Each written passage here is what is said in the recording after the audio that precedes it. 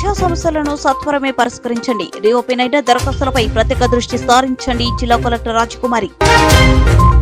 నంద్యాల పట్టణంలో రోజు రోజుకి దొంగతనాలు జరుగుతున్నాయని ప్రజలు పోలీసు వారికి సహకరించాలని 3 టౌన్ సీఐ నరసింహులు వెల్లడి. నంద్యాల నడిగడ్డలో శానియో కంపెనీ స్మార్ట్ టీవీల డిస్ట్రిబ్యూషన్ గా ఫయాజ్ షోరూమ్ లో ప్రారంభించిన వైసీపీ సలహాదారుడు హబీబుల్లా. నంద్యాల కాంతినగర్ ఆర్టీసీ కాలనీలో గత కొద్ది రోజుల నుంచి త్రాగునీరు రాక నానావస్థలు కాలనీవాసులు ఫిర్యాదులు. అండర్ 17 సౌత్ జోన్ హాకీ పోటీలకు ఆంధ్రప్రదేశ్ జట్టుకు సెలెక్ట్ అయిన ఎస్పీజీ హైస్కూల్ విద్యార్థినిని అభినందించిన హెడ్ మాస్టర్ జీవా లలిత.